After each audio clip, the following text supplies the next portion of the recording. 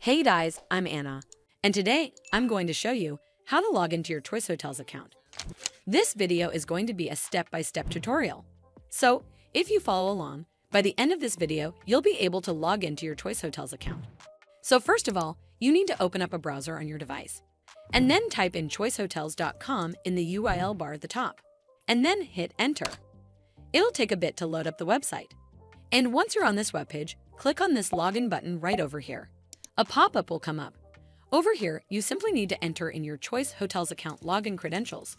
As you might already know, that passwords are case sensitive, so make sure that your caps lock key is turned off. And lastly, click on the login button and you're done. Also, it might ask you for OTP at times, so make sure to have your phone or email ID handy.